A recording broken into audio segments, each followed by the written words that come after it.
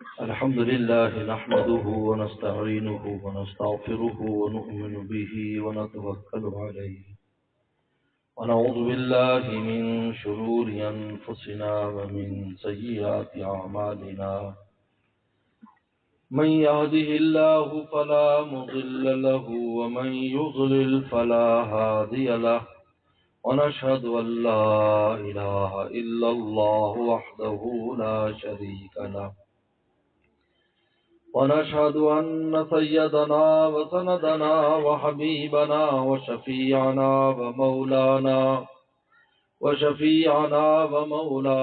محمدا عبده ورسوله صلى الله تعالى عليه وعلى آله وأصحابه وبارك وسلم. أما بعد فأعوذ بالله من الشيطان الرجيم. بسم الله الرحمن الرحيم. اقرأ باسم ربك الذي خلق خلق الإنسان من علق اقرأ وربك الأكرم الذي علم بالقلم علم الإنسان ما لم يعلم.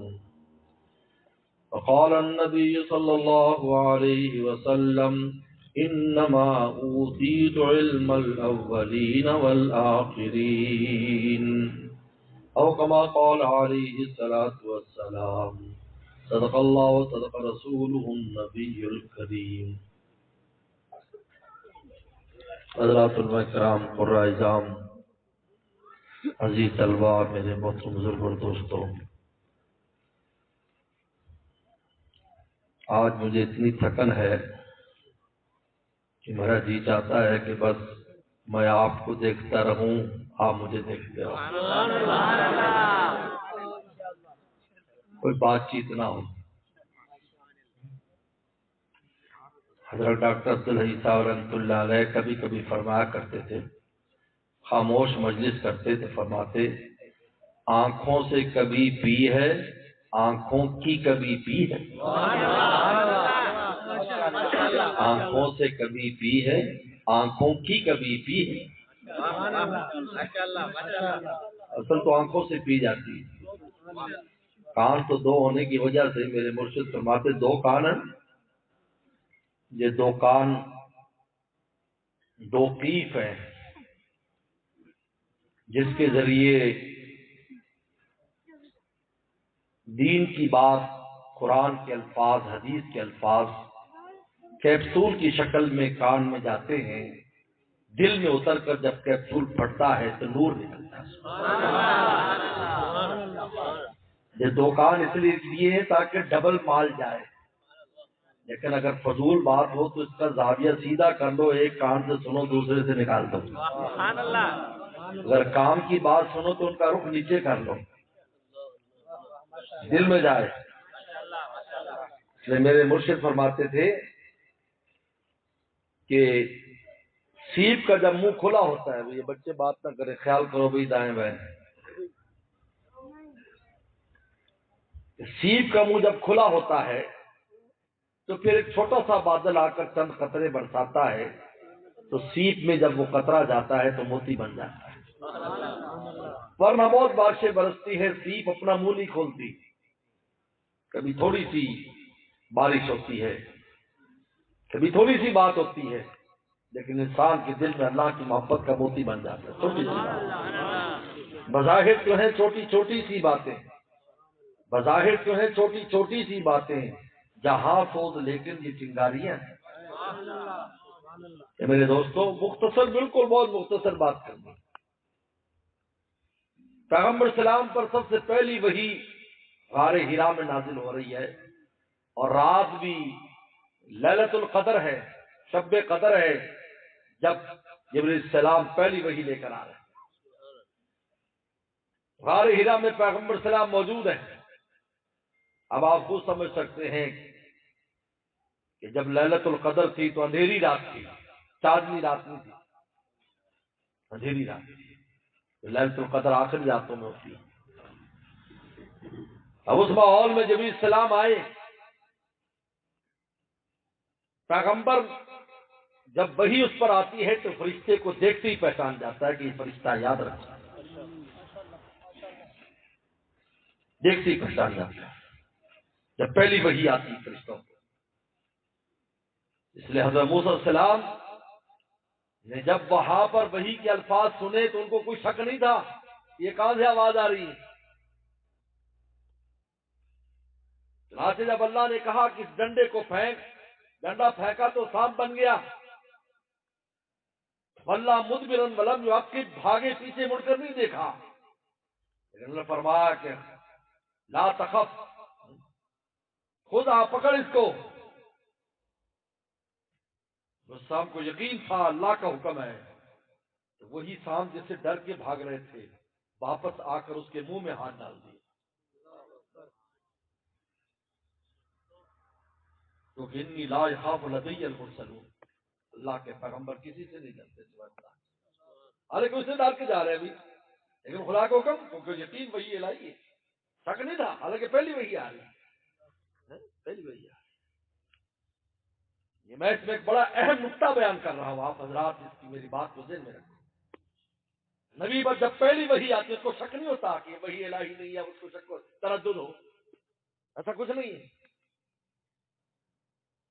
ہاں بعد میں ہو سکتا ہے کہ فرشتہ اجنبی شکل میں آئے اور پیغمبر نہ پہچانے۔ ابراہیم السلام نے پہلے نہیں پہچانا،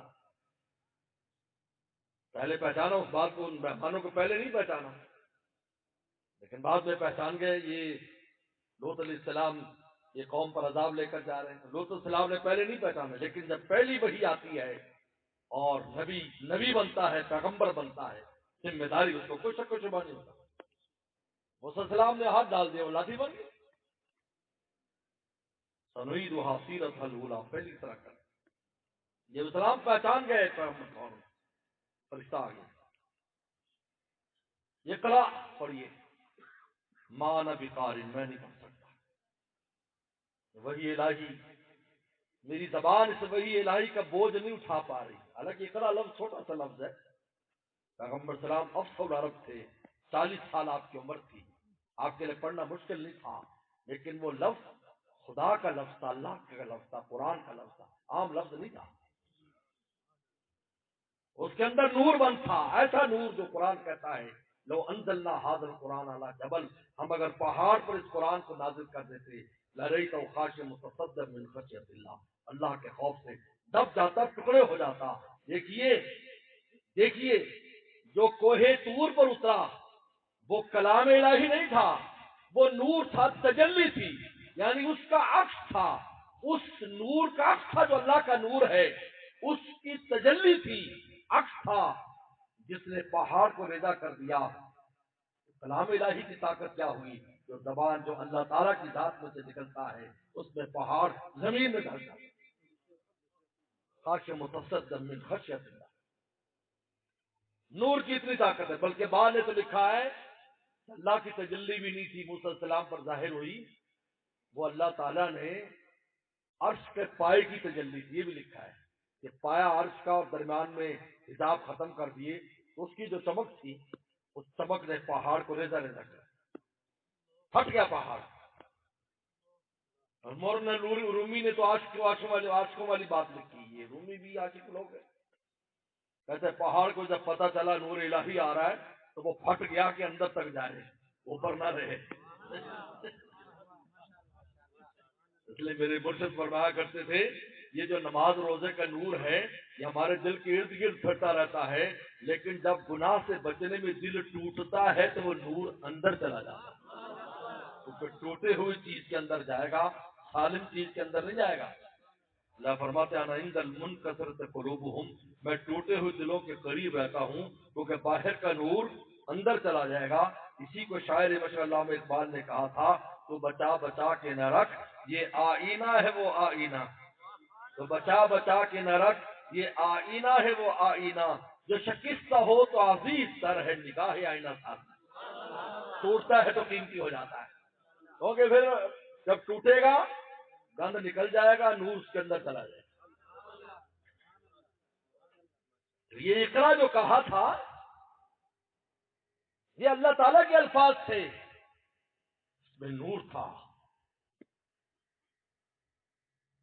جس طرح اللہ تعالیٰ کی ذات غیر محدود ہے، اس کی کلام کی شان بھی غیر محدود ہے، اس کا نور بھی غیر محدود ہے. یاد رکھو. میں اور آپ سے تجربہ نہیں کرتے؟ روزانہ ہم قرآن کی تلاوت کرتے ہیں، پورا قرآن، بعض لوگ پورا قرآن ایک دن میں پڑھ لیتے ہیں، کوئی 3 دن میں، کوئی 10 دن میں. پیٹ بھرتا ہے کسی کا؟ کیوں نہیں بھرتا؟ روزانہ قورمہ نہیں کھا سکتے، بریانی نہیں کھا سکتے، ایس کریم نہیں کھا سکتے، طبیعت تنگ پڑ جاتی ہے. لیکن قرآن مجید جو کہ غیر محدود شان رکھتا ہے، کیونکہ غیر محدود ذات کا کلام ہے، غیر محدود انوارات اور لذتیں رکھتا ہے، رات دن تو پڑھتے رہو، نہ اس کی لذتیں ختم ہوتی ہیں، نہ اس کی گہرائی ختم ہوتی ہے، اور نہ اس کی اندر جو انوارات ہیں وہ انوارات ختم ہوتے ہیں. عبداللہ بن عباس فرماتے ہیں، لوگوں قیامت تک اس سمندر سے تم موتی نکالتے رہو گے، نہ اس کے موتی ختم ہوں گے اور نہ پڑھنے سے اس کی لذت ختم ہوگی. اللہ کسی کلام کو کتنی بار انسان پڑھتا ہے، تھک جاتا ہے، تنگ آ جاتا ہے، لیکن اس میں وہ شان ہے. وہ اقرا کے جو الفاظ تھے، 4 لفظ، وہ الفاظ وہ تھے جس میں اللہ کا نور تھا، وزن تھا اس کا. مانا بقاری نیچے نہیں پڑے جانے. آپ نے سینے سے لگایا، پیغمبر السلام 3 بار سینے سے لگایا. آپ کے اندر جو اللہ تعالیٰ نے صلاحیت رکھی تھی، بیدار ہوئی، بیدار ہوئی. محدثین نے لکھا ہے، پہلی وحی میں ہی رسول اللہ کی روحانیت جبرائیل کے برابر ہو گئی، اور پھر معراج کی رات وہاں چلے گی کہ جبرائیل بھی پیچھے رہ گیا. وہ خزانہ باہر آنے شروع ہوا، خزانہ باہر آنا، خزانہ باہر آنا. کہا کہ معراج کی رات 9 نبی، یہ 9 نبی ہے، تو ہجرت کے بعد کیا عالم ہوگا؟ یہ 9 نبی ہے، ابھی تو آپ نے ہجرت نہیں ہوئی، 9 سال ہوئے. کہ میں یہاں سے آگے نہیں جا سکتا، یہاں سے آگے آپ جائیں گے.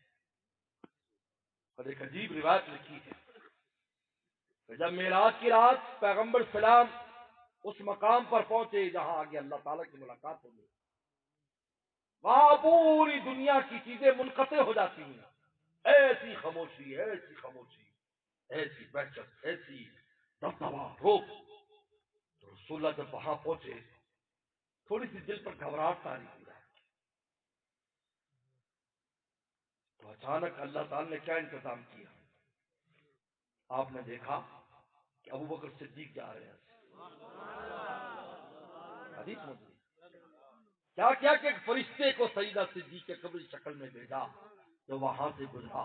ان کو دیکھ کر جب آپ نے دیکھا تو پھر آپ کی جو ہے ساری طاقتیں اسی طرح بحال ہو گئی، اور آپ اللہ کے دربار میں پہنچے اور 50 نمازوں کا تحفہ لے کر آئے. روایات میں آتا ہے، کیونکہ رسول اللہ صلی اللہ علیہ وسلم صدیق اکبر سے تسلی لیتے تھے. یار خاص تھے، یار خاص آپ کے مزاج کو سمجھتے تھے. سیدنا صدیق اکبر رضی اللہ تعالیٰ. دوستی کب شروع ہوئی؟ تب 18 سال کی عمر تھی سیدنا صدیق اکبر رضی اللہ تعالیٰ. 20 سال کی عمر رسول اللہ کی تھی، اس وقت سے دوستی. اتنی لمبی دوستی کسی کی نہیں، اب بعد میں آئے. آپ اس وقت سے لڑک پن سے دوست ہے. اس وقت سے رسول اللہ کے مزاج کو سمجھتے تھے. یہ مزاج سمجھنا آسان کام نہیں ہے، ہم مزاج نہیں سمجھتے. اس لیے کہتے ہیں اللہ کا مزاج پیغمبر سمجھتا ہے، پیغمبر کا مزاج صدیق سمجھتا ہے. کیا مزاج؟ یہی وجہ ہے کہ جب پیغمبر صاحب دنیا سے گئے، صحابہ کرام پر کیسی حالت طاری ہو گئی. صدیق اکبر مزاج پیغمبری پر رہے، استقامت. من کان یعبد محمدا فإن محمدا قد مات، من کان یعبد اللہ فإن اللہ حی لا یموت. پیغمبر سلام چلے گئے، ہماری ڈیوٹی لگا گئے، ہم نے دین کو آگے لے کے چلنا ہے. تھوڑی کہ ختم ہو گیا دین، اللہ تو زندہ ہے، یہ قیوم ہے. میرے دوستو، مانا بقارین نہیں پڑھ سکتا. سینے سے لگا 5 آیات نازل ہوئی. 5 آیات میں اللہ تعالیٰ نے 2 عجیب باتیں بیان فرمائی. پہلی بات بیان فرمائی، ہمارے محبوب صلی اللہ علیہ وسلم آپ کیوں اس بات سے گھبراتے ہیں کہ آپ نہیں پڑھ سکیں گے، آپ امی ہیں. बिस्मि रब्बिक, अपने रब के नाम से पढ़ जिसने तुझे पाला है। ऐसी शानदार तरबियत, यतीमी में न बाप है न माँ है, ऐसी शानदार तरबियत। एक अजीब बात लिखी है, आम किताबों में तो लिखा है कि अबू तालिब, उनकी जिम्मेदारी उन्होंने ले ली जब दादा का इंतकाल हो गया अब्दुल मुत्तलिब का। लेकिन मुहक्किकीन ने और बात लिखी है, कहा कि रसूलुल्लाह सल्लल्लाहु अलैहि वसल्लम फजर से पहले बकरियां चराने के लिए ले जाते मक्का वालों की, और रात को वापस आते। आपको कुछ ना पता होता कि मक्का शरीफ में क्या हो रहा है, किस तरह लोग जिंदगी गुजारते हैं। सुबह के तड़के निकलते, शाम को आप वापस आते। उस वक्त जो पैसे मिलते महीने के बाद, उससे अबू तालिब के घर की मैशत चलती। ये है। तो जब पैगंबर सलाम ने मदीना शरीफ में गज़वे में आप गए तो वहां पर पीलू के दरख्त जिसकी मिसवाक में पीलू, अरे फरमाया काले काले खाना इसमें शिफा है, हरे ना खाना कड़वे, काले काले खाना। एक सहाबी ने कहा जो मदीना के रहने वाले थे, क्योंकि मदीने वाले गांव देहात के लोग थे, खेती बाड़ी के मामलात की जान, ने कहा कि अल्लाह के नबी सल्लल्लाहु अलैहि वसल्लम क्या आपने बकरियां चराई हैं कि जो आप पीलों के दरख्त के बारे में जानते हैं? कहा कि हाँ, मैं करारीत पर मक्का वालों की बकरियां चराया करता था। इसलिए मेरे मुर्शिद फरमाया करते थे जब मक्का शरीफ में हाजिर होते, इन पहाड़ों को मोहब्बत से देखो, इन पर मेरे महबूब के कदम लगे। मक्का के इर्द गिर्द जो शहर के पहाड़ हैं, ये आम पहाड़ नहीं है, यहाँ रसूलुल्लाह बकरियां लेके जाया करते थे, इन पहाड़ों पर फिदा करते थे। इसलिए अल्लाह ने उन पहाड़ों को हरम का पासबान बना दिया है। मेरी नजरों में तुम हो बड़े मुहतरम, या जिवालल हरम, या जिवालल हरम। हमारे को गौर से देखो, रसूलुल्लाह के कदम लगे हैं। हो सकता है मेरी आपकी आंख उस पत्थर पर जा पड़े जहां रसूलुल्लाह के कदम के अनवारात है। ये है तेरे कदमों के निशानात का आलम। आज रसूलुल्लाह के जहां कदम मुबारक लगे हैं, दुनिया फिदा है उस पर। वो गारे हिरा पर दुनिया फिदा है, गारे हिरा दुनिया फिदा है। ये भी आशिक थी, गारे हिरा भी आशिक थी। आप अजीब, आप कहेंगे हैं ये क्या बात है? सुनो, पैगंबर सलाम पहले सबीर पहाड़ पर गए थे। मुहद्दिसीन ने लिखा है, अल्लामा सुहेली ने ये बात लिखी है, सनद के साथ बात कर रहा हूं, मुस्तनद। हमारे यहाँ बगैर सनद के बात नहीं, हमारी कोई सनद है।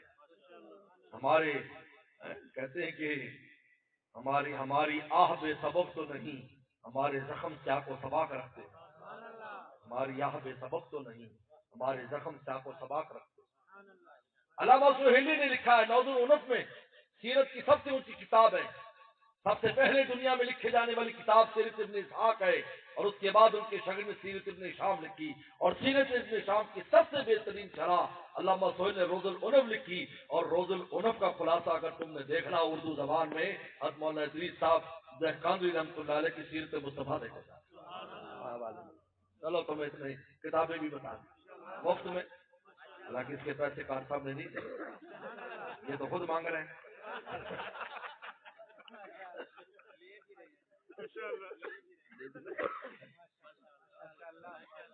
तो मेरे दोस्तों, अजीब बात लिखी, पैगंबर सलाम पर जज्बा खलबत का जब आया तो सबीर पहाड़ पर गए। हाजियों जो हज करके आए हैं, मीना में जिस पहाड़ के ऊपर महल बने हुए, ये सबीर पहाड़ है, जहां से गारे, जहां से टनल है, और उसमें से हम आगे जाते हैं, जहाँ मीना में उतरते हैं। इस पहाड़ का नाम सबीर है। रसूलुल्लाह उस पर गए जगह तलाश करने के लिए कि कहीं बैठकर मैं अल्लाह अल्लाह करूं। तो सबीर पहाड़ से आवाज आई, क्योंकि पत्थर भी आपसे बात करते थे, आपके सामने पत्थर भी जिंदा थे, आपके सामने पत्थर जिंदा थे, पानी जिंदा था, आपके लिए दरख्त जिंदा थे, हर शय आपके सामने जिंदा थी। पत्थर को सुबह करते थे। सबीर पहाड़ ने कहा, या रसूलुल्लाह आप चले जाइए, अगर आपको मुझ पर कुछ हो गया तो अल्लाह मुझे जहन्नम में डाल दे। सबीर पहाड़ से रसूलुल्लाह ने आवाज सुनी। अब आप हैरान हो रहे थे, इस सबीर के सामने ही हिरा पहाड़ है, सामने में اس لیے حاجی جب جاتا ہے ہیرا پہاڑ سے گزر کر پھر جا کر مینا میں داخل ہوتا ہے. آواز آئی نہیں یا رسول اللہ، اللہ کے نبی میرے پاس آ جائیے. وہ کہ عاشق انجام کو نہیں دیکھتا کہ میرے ساتھ کیا ہونا ہے، کہتا محبوب کچھ ہو جائے، نہیں دیکھتا کہ مجھے کچھ ہو جائے گا، پرواہ نہیں ہے، کچھ پرواہ نہیں ہے. یہ سوچ سوچ کر قدم اٹھاتے عاشق تھوڑی ہے. یار یہ کر تو لیں گے لیکن پھر کیا ہوگا، پھر کیا ہوگا. بچے کو حافظ تو بنا لیں گے تو پھر کیا ہوگا، پھر یہ ہوگا کہ انٹرنیشنل روٹی کھائے گا. تم دفتر کی روٹی کھاتے ہو، اس میں بھی شک و شبہ ہے. پکیزہ روٹی کھائے گا، روگ کھلائے گے جی، کھاؤ جی اور کھاؤ جی. نہیں حضرت صاحب، ایک ڈاکٹر صاحب سے مجھے ہمیشہ کہتے ڈاکٹر جی آپ کو شوگر ہے خیال کرنا، تو ایک دم میری دعوت کی تو ساری شوگر کے خلاف چیزیں پکا لی، کھاؤ جی. میں کہا آپ تو ہمیشہ مانا، نہیں حضرت تو کھاؤ جی، تو ابھی کھاؤ گے تو برکت کی نہیں آئے گی. میں کہ ہوں میری شوگر تو نہیں لگی آپ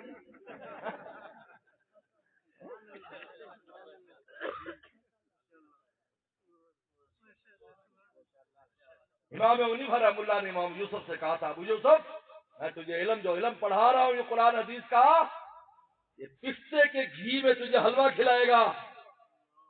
تو وہ طالب علم جیسے سادہ لوگ ہوتے ہیں حیران ہوتے تھے، جی پستے ہمیں تو ڈالڈا گھی کا کوئی نہیں حلوہ کھلاتا، تو پستے کا گھی کا حلوہ تو سنا بھی نہیں. آپ ہی خیر پہلی بار سنتے ہو. عباسیوں کی سلطنت قائم ہوئی. ہار رشید کو ایک ایسے عالم کی ضرورت پڑی جس کو پورے عالم اسلام کا سپریم کونسل اور قاضی القضات بنایا جائے. چیف جسٹس سپریم کورٹ کا کی نظر امام یوسف پر پڑی، منیفہ کے شاگرد پر بنا دیا. ایک دن جمعے کی نماز پڑھائی، بغداد کی جامع مسجد میں یوسف رحمۃ اللہ علیہ نے نماز پڑھائی تو وہ آئے. اور رشید نے کہا آج آپ نے ہمارے ہاں کھانا کھانا، آج ہمارے گھر میں وہ چیز پکی ہے جو بادشاہوں کے ہاں کبھی کبھی پکتی. ابو یوسف رحمۃ اللہ چلے گئے، دسترخوان لگ گیا، چیزیں آنا شروع ہو گئی. انہوں نے کہا یہ وہ کون سی چیز ہے خاص؟ انہوں نے کہا یہ ہمارے گھر میں پستے کے گھی میں حلوہ بنا ہے. تو حضرت ہنس پڑے. تو بادشاہ جو ہے بڑے خطرناک ہوتے ہیں. کہتے بادشاہ اور شیر کی اگاڑی سے بچو اور کھوتے کی پچھاڑی سے، دونوں کا کوئی پتہ نہیں. شیر بڑے آرام سے بیٹھا ہوگا، میں تو افریقہ میں جاتا ہوں نا، بڑے واقعات ہوتے ہیں، بڑا شریف بن کر بیٹھا ہوگا، بندہ آگے سے گزرا تو پتہ نہیں کی چاہیے، بعد میں پتہ چلتا ہے ٹانگ میں چھپ گئی ہے تو شیر اتر گیا. یہ بڑا خطرناک ہے. میرے سامنے ہم گئے تو جاپان کا ایک شیر پھر رہے تھے، وہ بہت شریف معلوم ہو رہا تھا، داڑھی بھی رکھی ہوئی تھی، اس نے ببر شیر تھا. تو ایک جاپانی نے، وہ کار میں سے باہر نہیں نکل سکتے، انہوں نے کہا کہ یہ اور ہم نے بیٹھا ہے. انہوں نے کہا بھائی میں ذرا ایکشن کے ساتھ تصویر. تو سب اس کو منع کر رہے ہیں، بھائی یہ اس کو ایسے نہ سمجھ تم، وہ آرام سے بیٹھا ہے. اس نے جو ایسے تصویر ابھی اس نے دبایا نہیں، اور وہیں سے اس نے چھلانگ ماری 20 فٹ پر، دبوچ کر جنگل میں لے گئے. 3 دن کے بعد لاش ملی تو سیر ہی ملا، باقی سب کاٹ. تو شیر اور بادشاہ کی اگاڑی سے بچو، اور گدے کی تو کوئی امان نہیں ہے کہ پیچھے سے کیا کاروائی کر. تو بادشاہوں کا بڑا جلال ہوتا تھا، اس کسان کو بات ہو جائے فوراً جلاد کو بلا لیتے تھے، فوراً قتل کر جلاد کو بلا لیتے تھے. ملا دو پیادہ نے یہی کام کیا تھا. ایک آدمی آیا، نور جہاں نے بلایا تھا، اور اس نے آ کر الٹی سیدھی باتیں کرتا تھا روزانہ دربار میں. ملا دو پیادہ کو پتا چلا کہ وہ تو بادشاہ کا بھی ذہن خراب کر رہا ہے، سب کا ذہن خراب کر رہا ہے. تو ملا دو پیادہ چونکہ پرانے آدمی تھے، اکبر بادشاہ کے ساتھ رہتے، بڑے عالم تھے، یہ نام پہلے ایسے ہی ہوتے تھے. اب تو ملا کا لفظ اتنا برا نہیں ہے، کیونکہ ملا سارے مسلط ایک حکومت ہے ملا. اب ملا تو روزانہ ہمارے اس پر آتا ہے، ملا امریکہ وائس امریکہ بھی کہتے ملا ملا، انگریزی میں ملا کر کے بولتے ہیں.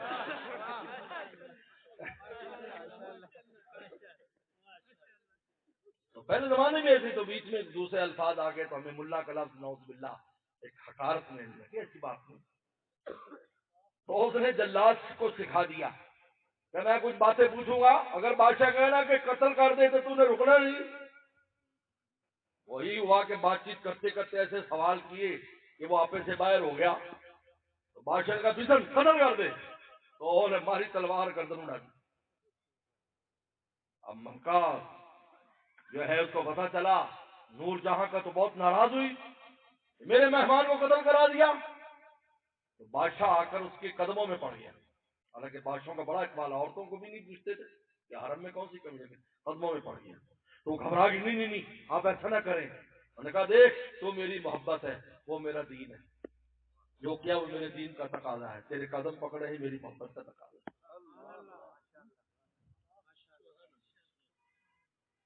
کیا بات ہوگی؟ تو ہاتھ بڑے بادشاہ کو چہرہ متغیر ہو گیا۔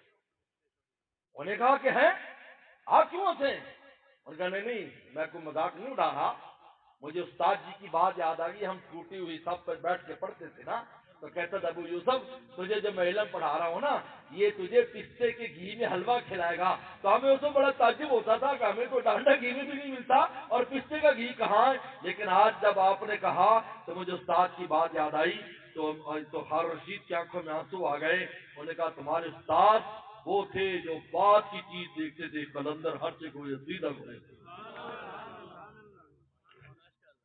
تو غار حرا نے کہا الیہ یا رسول اللہ، میرے پاس آ جائیں، میرے پاس آ جائیں۔ تو رسول اللہ وہاں غار حرا پر چلے گئے۔ آج دیکھو رسول اللہ کے قدموں سے زندہ ہے۔ کون حاجی ہے جو جائے، ہمارے جیسا بڈھا بھی جائے تو دور سے ضرور زیارت کر لیتا ہے کہ یہ غار حرا، یہ تاکہ اس کا انوارات مل جائے۔ یہ ہے تیرے قدموں کے نشانات کا عالم، کیا ہوگا تیری دید کی لذات کا عالم۔ فرمایا اقرا پڑھیے، رب کے نام سے جس نے تجھے پالا ہے، ایسی شان سے جن نے پالا ہے، وہ رب جو ایسے پال یتیمی میں اور بے کسی میں، اس شان سے جو رب تجھے پال سکتا ہے، یہ پورا مکہ سات الامین کہہ کر آپ کے پیچھے آپ کی عزت کرتا ہے، تو وہ آپ امی کو قاری نہیں بنا سکتا؟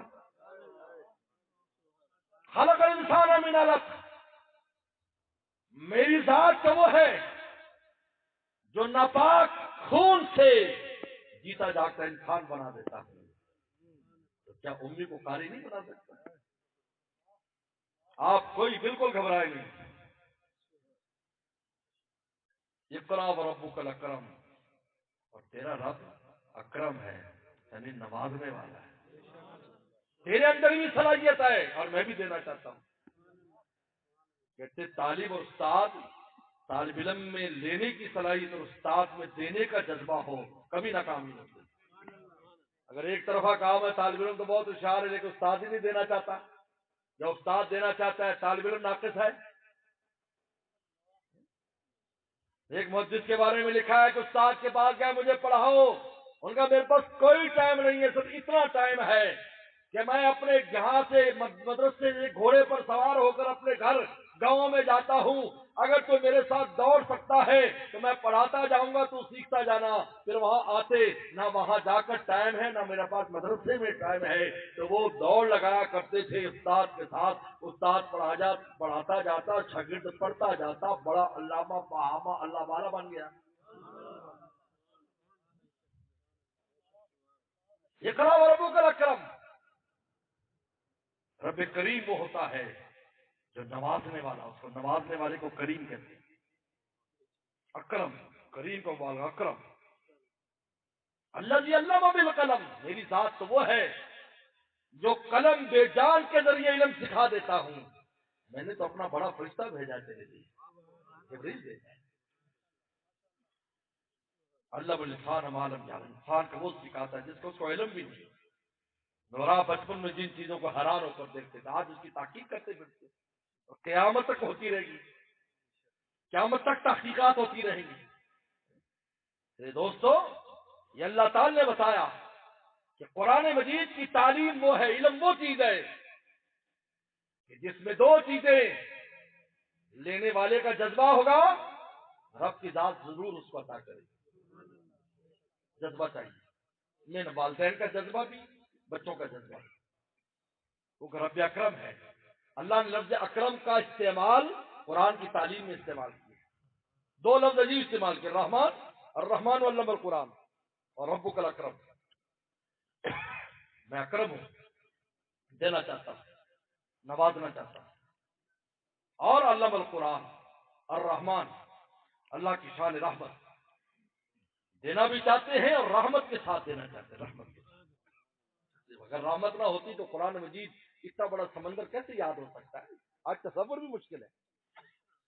میں نے ایک واقعہ پہلے بھی سنایا کہ ایک بچہ بابر نگر کا ہمارے یہاں قرآن حفظ کر کے کئی سال ہو گئے، ڈاکٹر بننے کے لیے چائنا چلا گیا، اور جب رمضان ہوتا تو وہ ساتھی جمع ہو جاتے، وہ تراویح پڑھاتا. ہمارے پاکستان کے منسٹر گئے وہاں، چائنا دورے پر، رمضان کا مہینہ تھا، تو ان کے وزیر نے کہا، چین کے وزیر نے، کہ یہاں ایک آپ کا عجیب طالب علم ہے، آپ کی جو کتاب ہے بہت بڑی کتاب ہے آپ کی، وہ زبانی سناتا ہے. بڑی حیرت ہوتی ہے، زبانی سناتا، پیچھے اس کے جو ہے باقی اسٹوڈنٹ کھڑے ہوتے ہیں. اب یہ تو سمجھ گیا کہ کیا ہوتا ہے. خیر نے کہا میں آج آپ کو دکھاؤں گا. جب رات ہوئی تو وہ منسٹر صاحب لے گئے، ہمارے منسٹر صاحب. اس لیے میں کہتا ہوں ہمارے حکمرانوں کو کہ پوری دنیا میں اگر تمہاری پہچان ہے پاکستان کی، اس حیثیت سے ہے کہ یہاں علم دین کا جو انتظام ہے سب سے اونچا ہے، یا اصلاح کا نظام سب سے اونچا ہے، یا تبلیغ کا نظام سب سے اونچا ہے. پوری دنیا میں چلے جائیں، کون کون سی جگہیں جہاں پر یہاں کے پڑھے ہوئے علم نہیں پھیلا رہے، یہاں سے اللہ اللہ سیکھنے والے اللہ نہیں سکھا رہے، یہاں کی جماعتیں جہاں کا کام نہیں کر رہی.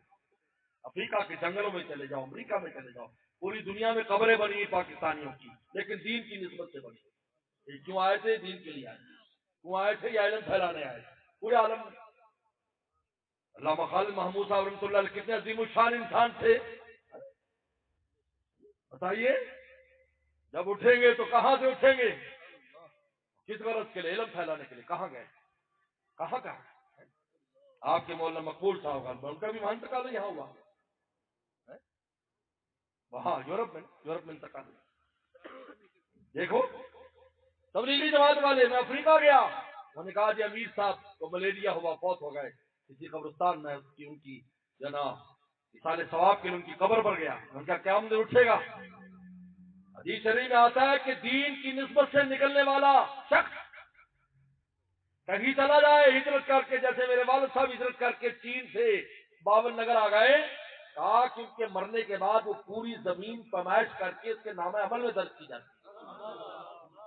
اس کی قیامت کے دن میزان میں وہ زمین بھی تولی جائے گی کہ اس نے اتنی ہجرت کی ہمارے لیے، تو نکلا ہمارے لیے. آج اگر ہماری دنیا میں نام. میں آسٹریلیا گیا، آسٹریلیا میں مجھے دو نوجوان ملنے آیا کہ ایک مولوی صاحب آئے ہوئے ہیں.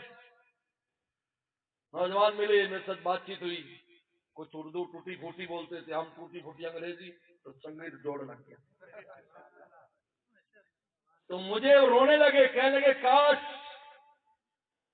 ہمیں ویزا مل جائے اور ہم پاکستان میں علم پڑھنے کے لیے. کیا ہماری تمنا ہے، ہماری تمنا ہے. مجھے کوئی نہیں ملا دنیا میں کہ جی میں ڈاکٹر بننے واسطے پاکستان چلا جاؤں، کسی نے کہ میں انجینئر بننے واسطے چلا جاؤں، کسی نے کہا میں حافظ میں عالم بنے. والدین تمنا کرتے ہیں کہ کس طرح ہمیں اجازت مل جائے پاکستان چلے جائیں. تو یہ چیز ہے آپ کی. میرے دوستو، میں کر رہا تھا کہ اللہ تعالیٰ کی شان رحمت اور شان کریمی. تو چین کے جو وہاں پر گئے تو اس نے رات کو لے گیا تو وہ تراویح پڑھا ہے، ماشاءاللہ چل رہا ہے. ایک منزل دوسری منزل رافی چلتے جیسے دریا چلتا پھر ایسے چلتے. اگر قرآن پکا ہو یہ اڑ بھی جائے تو گھبرانے کی ضرورت نہیں. بریکر بھی تو ہوتے ہیں نا، چلتی گاڑی میں بریکر بھی آ جاتے ہیں، لیکن چلتی تو رہتی ہے. ہو جاتی لقمہ دینے والے کس لیے؟ اڑنے والے کے لیے لقمہ ہے نا، ورنہ رسول اللہ لقمے کا ترتیب ہی نہیں بناتے. لقمے کی ترتیب اس لیے کہ اڑ بھی سکتا ہے. زیادہ اڑنے والے کو قاری زبان زیادہ چٹکا نہ دیا کرے، کیونکہ وہ اڑے گا تو رسول اللہ کی سنت پوری ہوگی نا. اڑے گا نہیں تو لقمہ کون دے گا؟ بولو بھائی، لقمے والا تو کام ہی نہیں ہے. لقمے کی اجازت اس لیے کہ بیچارہ اڑ جائے گا. دادا پیچھے سے لقمہ دے گا، اس لیے کہے یہ اس سے دل چھوٹا نہیں کرنا جو چیز یاد ہے، نہیں بھیا یاد ہے۔ مجھے ایک بات یاد آئی، حضرت عبد القادر جیلانی رحمۃ اللہ علیہ کسی نے کہا جی آپ کا فلانا مرید ایسا ہے، یعنی اس کو کہا جی یعنی کوئی اچھا نہیں ہے، صاحب نے فرمایا کہ بھائی ہم اعلیٰ بھی ہوتے ہیں ردی بھی ہوتے ہیں، لیکن ہیرے اعلیٰ اور ردی جو ہوتے ہیں نا ہیرے، وہ سونے اور لوہے سے پھر بھی مہنگے ہوتے ہیں۔ اگر ہمارا مرید تجھے ردی نظر آ رہا ہے تو ہیرو میں ردی ہے، آپ چیزوں کا ردی نہیں ہے۔ اگر کوئی کچا حافظ ہے تو میں ہے تو حافظوں میں نا پکا ہو جائے گا، آدمی کا حافظے پر بھی ہے، اگر لقمے لے کے چل رہا ہے تو کوئی بات نہیں، یہ بھی سنت ہے، ورنہ لقمے والے کو ثواب ہی نہ ملے۔ جیسے ایک بزرگ تھے تو اس کی مرید ٹانگ دبا رہا تھا، نیا نیا مرید آیا تھا، بعض مرید احسان بھی جتا دیتے ہیں، جی دیکھو حضرت صاحب دیسی مرید کھوائی نا تو اللہ معاف فرمائے،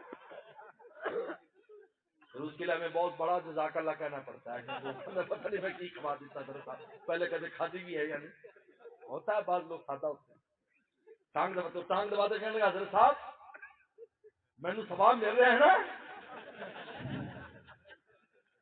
حضرت نے فرمایا مجھے بھی مل رہا ہے، تانوں کس گل دا؟ حضرت نے ٹانگ پیچھی کر لی، انہوں نے کہا ہن لے لے ثواب، ذریعہ ثواب تو میں ہی ہوں نا، جو سبب ہے ثواب اس کو ثواب نہیں ملے گا، وہ تو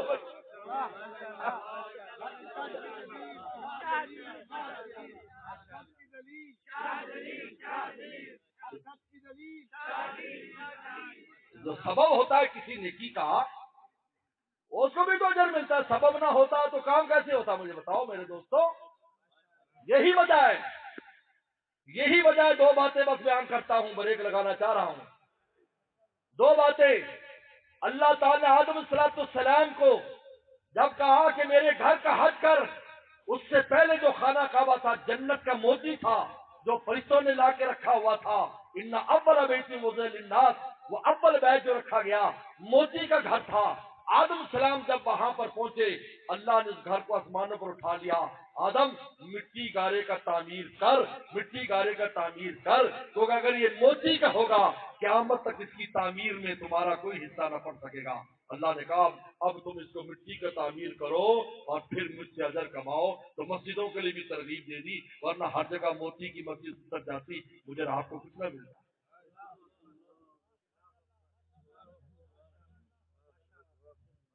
دوسرے اللہ تعالیٰ نے کہا اِنَّا نَزَّلْنَا الذِّكْرَ وَإِنَّا لَهُ لَحَافِظُونَ، ہم نے قرآن اتارا، ہم حفاظت کریں گے۔ اللہ فرشتوں کے ذریعے حفاظت کرا دیتے، بڑی بڑی مخلوقات قرآن کی حفاظت کے لے آتے، لیکن مجھے آپ کو کچھ نہ ملتا۔ ہم کمزوروں کو، ہم مٹی کے پتلوں کو اس کام پر لگا دیا اور حفاظت خود کر رہے ہیں، استعمال ہم کر کے نام ہمارا لگا رہے ہیں۔ کار فرما تو لطف ہے تیرا، ہم غلاموں کا نام ہوتا ہے، کار فرما تو لطف ہے تیرا، ہم وہی یاد کراتے ہیں۔ وہ حیران ہو گیا وہ چینی وزیر، انہوں نے کہا دیکھو جی کیا ہے، انہوں نے کہا یہ تمہاری کتاب کی شان ہے، شان ہے، سینے میں جمع ہو جاتی ہے، زبان پر ایسے جاری ہوتی ہے۔ انہوں نے کہا میں تو بہت حیران ہوں، میں نے فرسٹ ٹائم ایسا دیکھا ہے، لہذا میں اس بچے کی 1 سال کی فیس معاف، یہ 7 لاکھ روپے کر دے معاف، اور اعزاز الگ اس کو پروٹوکول لکھ دیا بھائی اس کو اسپیشل پروٹوکول کالج میں دیا جائے، کیونکہ اس کو وہ کتاب پوری یاد ہے جو مسلمانوں کی اتنی بڑی کتاب یا رحمان، یہ شان کریم ہے، یہ رحمان ہے، ہمارے سینے میں قرآن جمع ہوتا ہے۔ تو میرے دوستو، خوش قسمت ہیں وہ لوگ جو اپنے بچوں کو اس کام پر لگاتے ہیں۔ یہ مدرسے حقیقت ہے۔ آج میں کہہ رہا تھا، آج ایک چھوٹا سا یتیم بچہ میرے پاس آیا، چھوٹا سا یتیم بچہ، ایک چھوٹا سا یتیم بچہ ہے، 7-8 سال عمر ہوگی، وہ مدرسے میں چھوڑ گیا، چھوٹا سا حفظ کرتا ہے بڑا ماشاءاللہ۔ مجھے کہنے لگا جی محمد طلحہ صاحب نے کہا تھا مجھے تجھے سوٹ بنا کے دوں گا، جی طلحہ صاحب نظر نہیں آ رہا ہے، وہ بیمار ہے، مجھے ضرور بنا کے دیں۔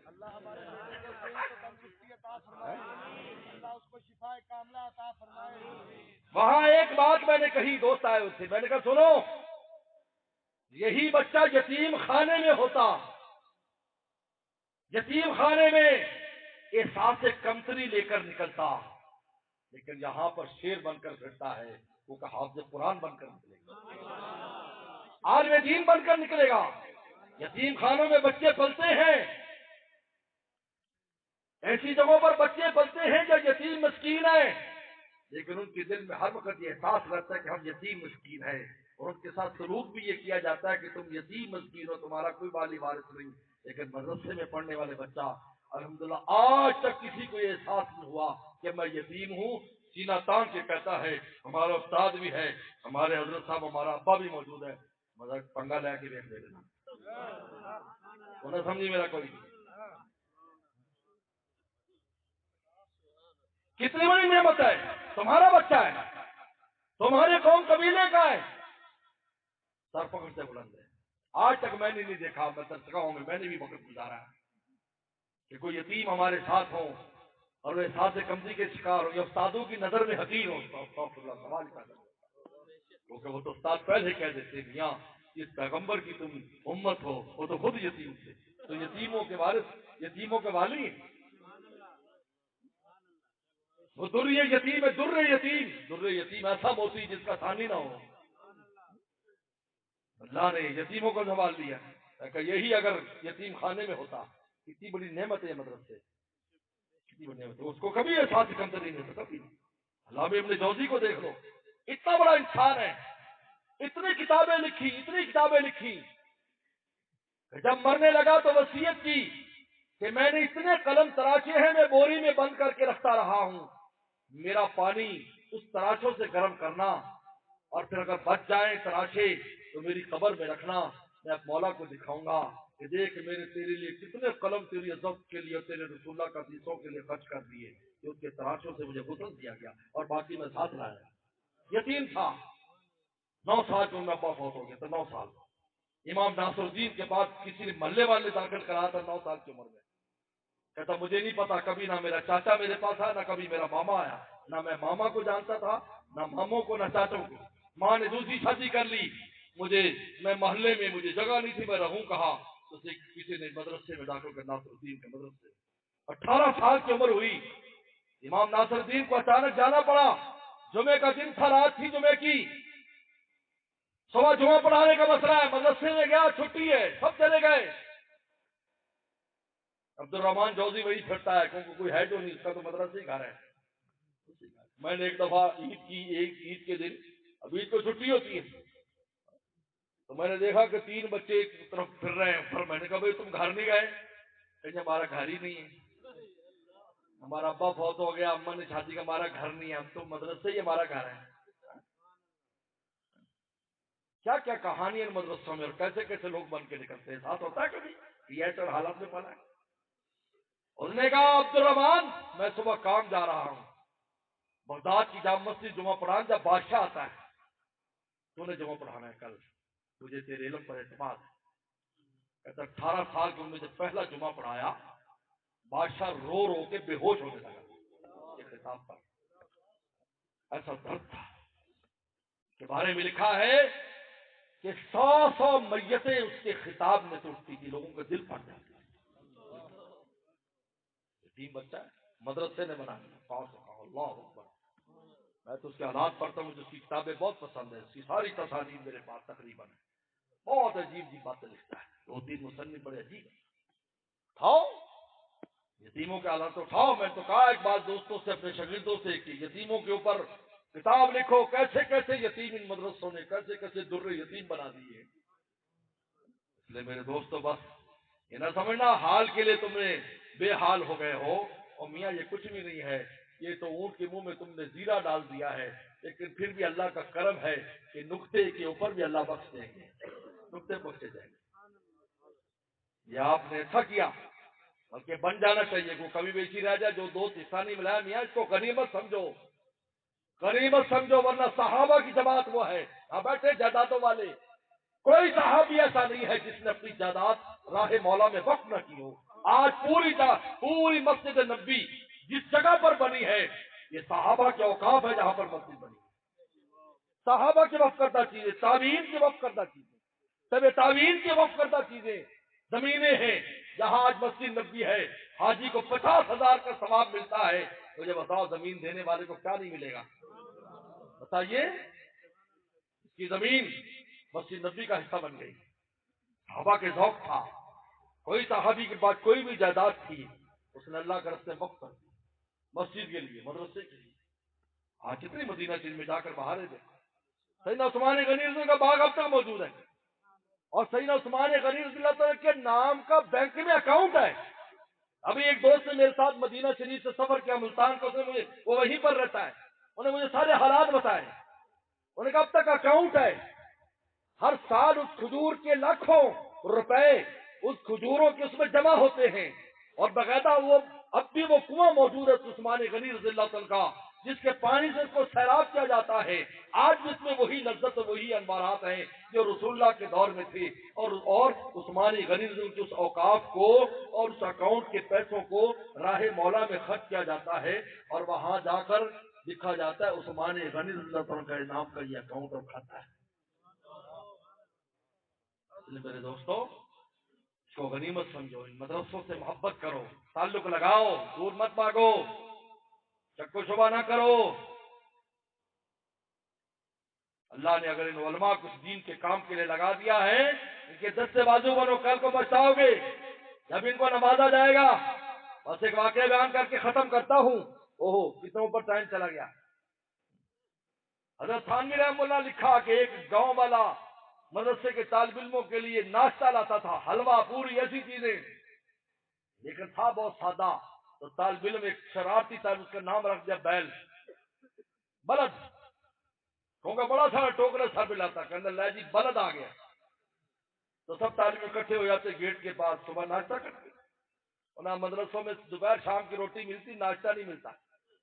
جن مدرسوں میں ناشتہ دیتے ہیں بہت خوش قسمت ہے مدرسے دینے والے بھی اور کھان والے طالب علم بھی، ورنہ ہمارے دور میں ہم نیو ٹاؤن کراچی کا اتنا بڑا ہے نا، ناشتہ کوئی نہیں، چائے کوئی نہیں ملتی، اپنے پیسوں سے لو۔ 1 روپے کی فکر ہوتی تھی، یار 1 روپیہ کی تو چل جاوے، تو کہ 8 آنے دا پراٹھا دے 8 آنے دی چاہ۔ تو طالب بڑا خوش تھے۔ اب اس نے سن لیا کہ یار میرا نام تو بیر رکھ دیا، ناراض ہو گیا۔ بڑے احمق الذی ہیں کہ میرا نام جو ہے بیر رکھ دیا۔ حالانکہ وہ ایک طالب علم شرارت سے رکھا، طالب علموں میں ہر طرح مزاج کے لوگ ہوتے تو تمہاری بچے ساڑھے کو لا کر رشتے داری بات کرتے، ہم تو تھوڑے گھرے کی کرتے ہیں، ساڑھے کیا کرتے کیا ہے۔ بعض لوگ بھی عجیب ہیں، لو جی طالب علم بھی کر رہے ہیں، طالب علم ایسا کر رہا ہے، وہ ٹھیک ہے تربیت کر رہے ہیں، بعض نئے نئے بھی آئے ہوتے ہیں، ان کی تربیت نہیں ہوتی، پھر ہو جاتی ہے تربیت آہستہ آہستہ۔ خیر وہ ناراض ہو گیا۔ 2-4 دن گزر گئے، طالب علم بیچارے روزانہ صبح روٹی تو دوپہر کو ملنی، صبح ناشتہ ندارت، بڑے پریشان، ایک دوسرے کو برا بھلا کہے، تیری وجہ سے گیا، تیری وجہ سے بھاگا، تیری وجہ سے۔